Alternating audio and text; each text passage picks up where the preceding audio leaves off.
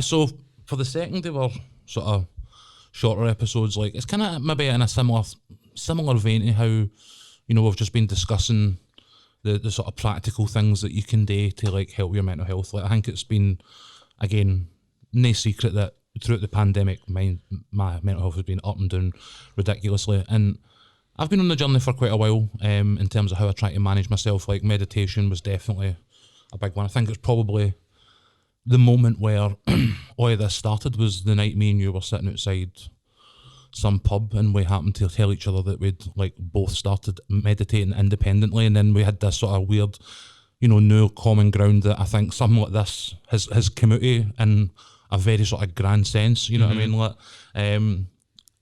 I got to a place with the meditation to start with where it wasn't really doing it for me to the same extent as has always been the case. It was very useful for me to, you know, calm and sort of detach myself from things, but as I've spoke about before, I'm at a place now where I don't need to detach myself from things anymore. I need to now get to a place where I'm comfortable confronting them in an effective manner. I think that's a place that really freaks people out. That sort of like idea that, because that's almost like a natural instinct, is to be like, I don't like that, it's uncomfortable, I'm going to leave that there. Yep. And there is a lot of toxic positivity that goes about like, it's a new day. And it's like, what does I struggle with that one. What does the 24-hour clock mean to my attitude and my mental health? That just frustrates the life out of me, you know?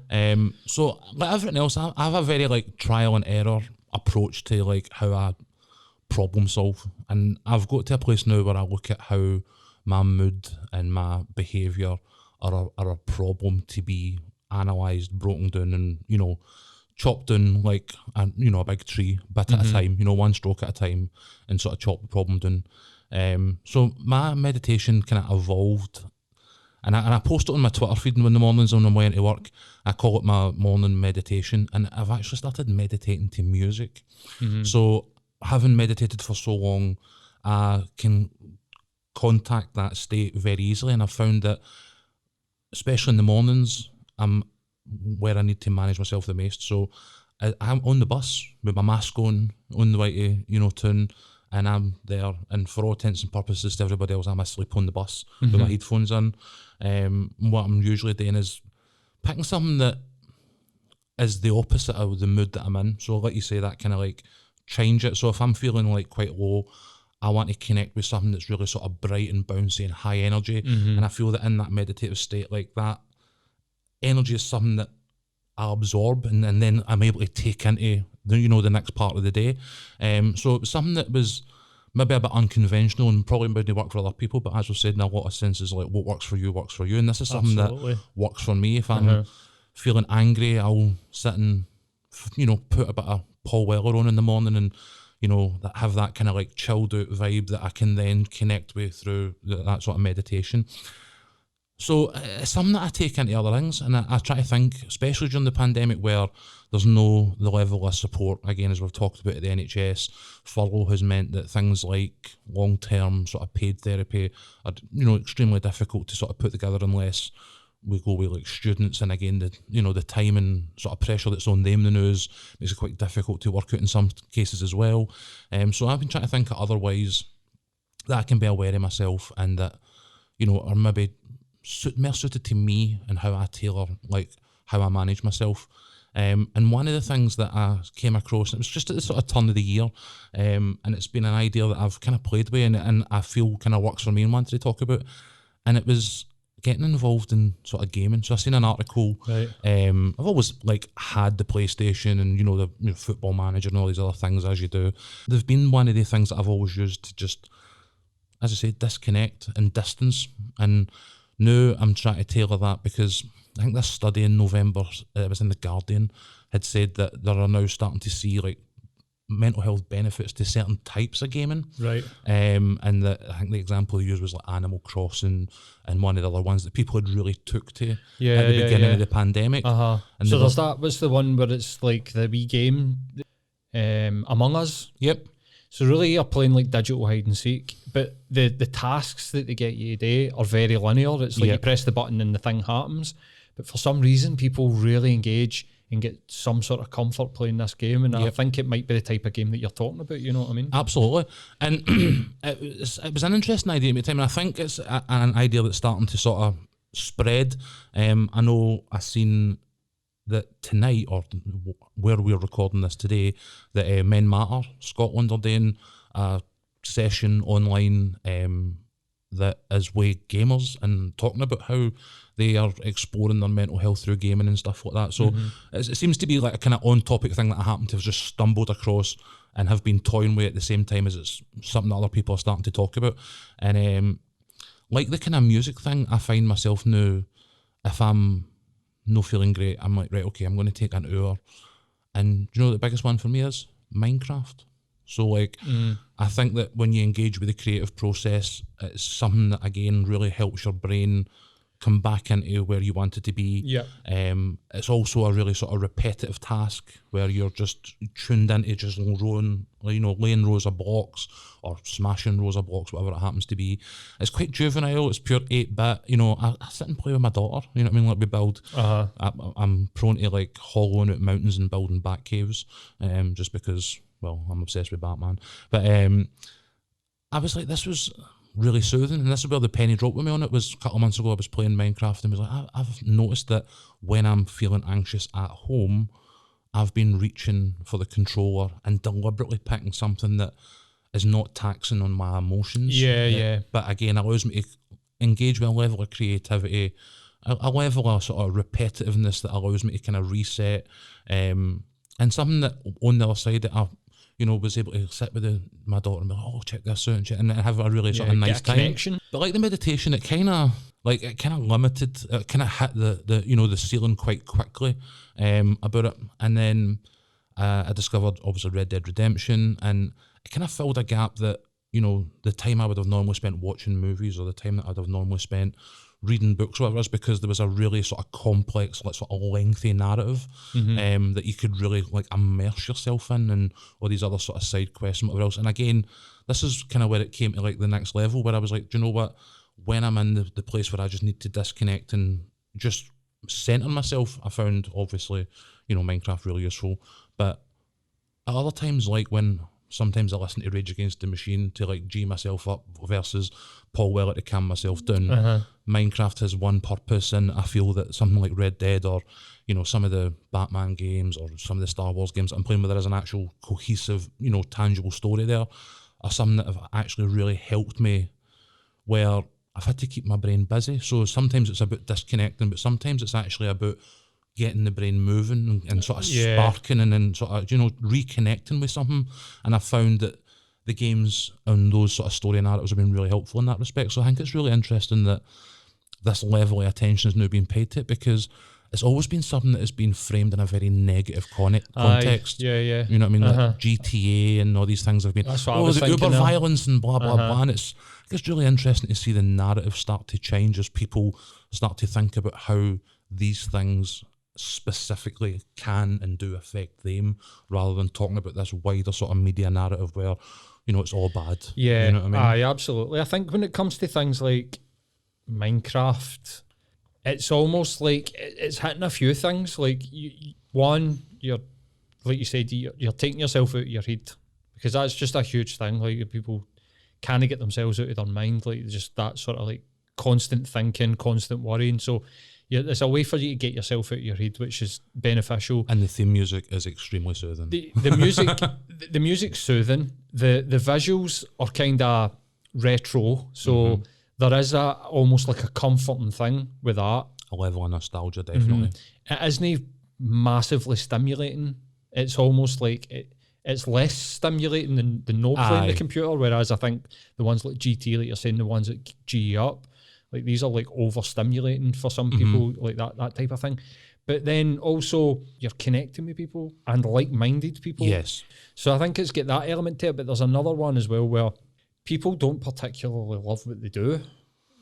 So if you're actually getting a sense of achievement through completing a task, whether it be digitally or not, I think it hits the same. You're going from point A to point B and you're coming out the other side it was something that you're like, pure, I like that. And I think it hits so many different sort of aspects. And of course, like, like fucking rock music, like movies, like, you know, they thought that people, you know, square eyes, putting your kids in front of the TV is going to turn us on to nutcases, and that didn't happen. Then it was the computer games are going to cause people to do it. That didn't happen. So it's all just bullshit, you know what I mean? It's all just fear of like, oh, we didn't have that, so what's this going to lead to?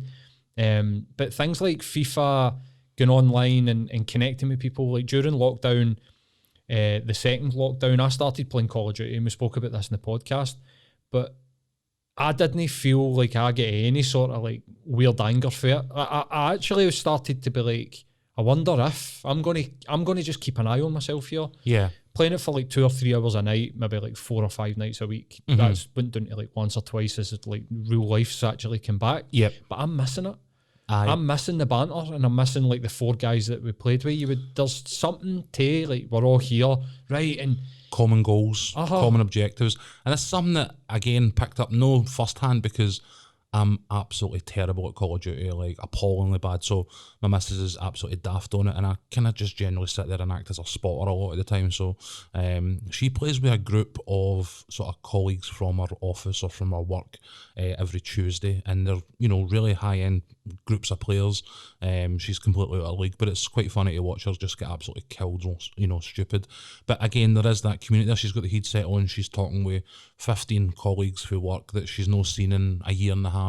And then I was comparing that to, as the pandemic broke out and we were all trying to have like a weekly group Zoom amongst our sort of lad mates, and how after about 3 or 4 weeks it just kind of like tapered off because, you know, it's fucking boring. Aye, you know it was a well-intentioned thing, but it just wasn't the right format. And I look at that now and then see obviously your wee journey alongside mine's, you know, you're in the Call of Duty side of things, mine's in the more narrative-based stuff, and being like, maybe we should have just had a Call of Duty night instead. You know what I mean? Like, look, with hindsight, you know what I mean? And that's the thing that's like, that format is more appropriate to how we engage. And again, it's about tailoring the solutions that you have to the resources that you have available to you. You know what I mean? And that's kind of an idea that I want to share more, because I'm not a qualified therapist, but like I have been in the trench fighting this for as long as I remember, and it means that I can talk about it in a quite dispassionate manner a lot of the time, but that's not to minimise what's actually going on elsewhere. You know what I mean? Like, I also find that, as you say, these sports games, in that moment of satisfaction, like I've got a baseball game for like 2016, and let's see, just the process of like hitting the baseball out of it is extremely addictive. So it's like, and again, in that almost sort of Minecraft sense, that's one of the ones that I'm now rolling in, where I'm like, I'm feeling like I maybe need to just dial in on something that is no this. Aye, of course. I kind of like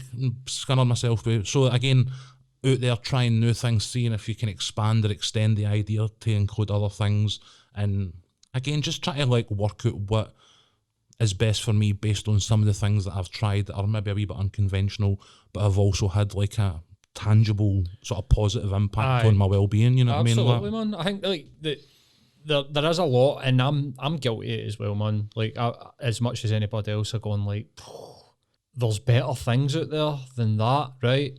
Which is true, right? Aye, no doubt. But see if you, this is not a substitute for me speaking to a therapist. I know that, right? That's a good example, because look, as a therapist, do whatever you find gives you that break. It doesn't, like, people are like, I've seen people shit on the cold water therapy, and you know, like, people are like, what do you actually get for that? Who knows, right? I'm sure there's scientists out there that will tell you about it. Like, and I've got my own ideas that I'll not. This is the Wim Hof stuff, aye. Basically, what you're doing is that you're tricking your brain into thinking it's fucking dying. Okay. And so it releases a small amount of dimethyltryptamine, and you have like a euphoric effect for it, right? But also what you're doing that is you're building your body's ability to deal with stress. So if you can go under, I mean, don't talk down, get into a freezing cold fucking shower.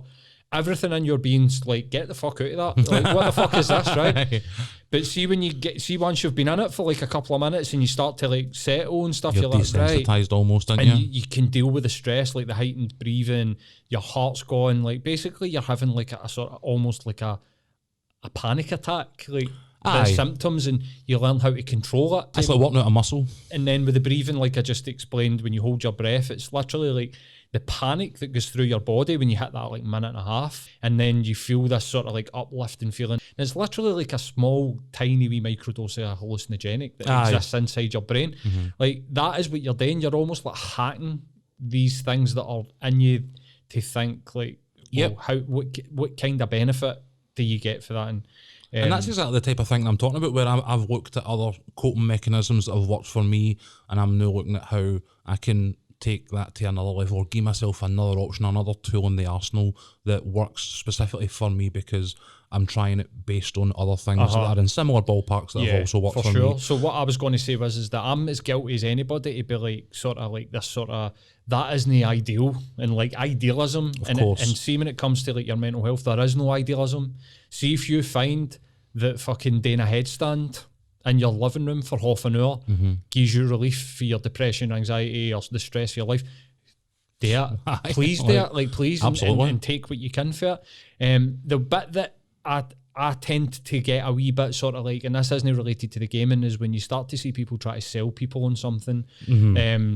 There's a lot of PTs that you'll see now that are like doing the cold water therapy and like mental health advice from your personal trainer. It's like, that guy knows how to do a fucking squat and a barbell curl. Like, should you be taking mental health advice off of somebody? No. Especially when you can go and get a level 2 PT on Zoom in like 4 weeks.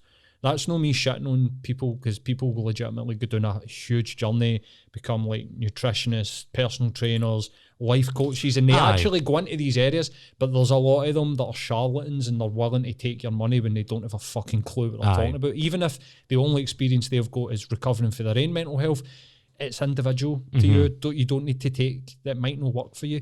What tends to happen is that you'll see it happening for somebody else, tell me how to do that, you get it, doesn't work, well, I'm different and fuck this, and you start, it starts to come back.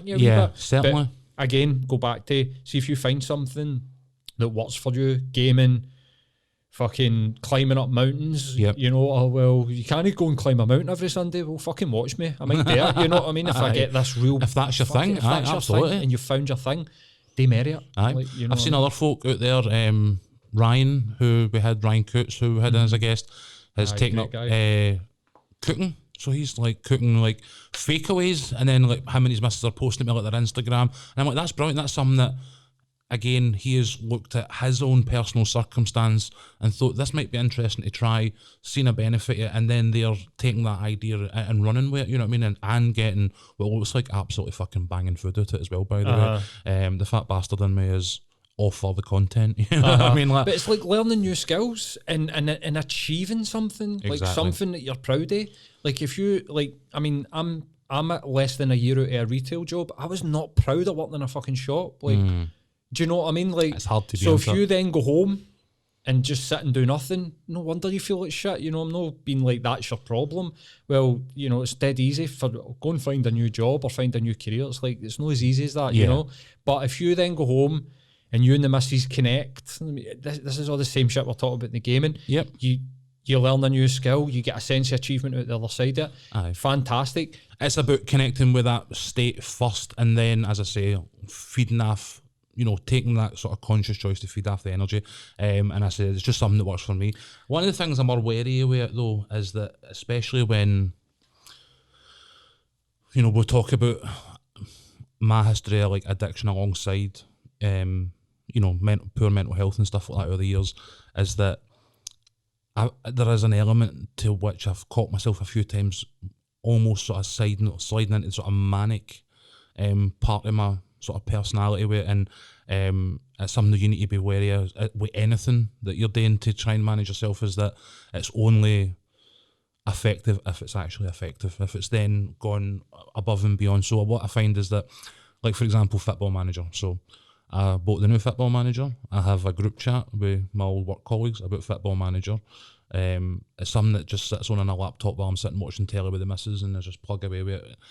I'm watching YouTube videos about Football Manager.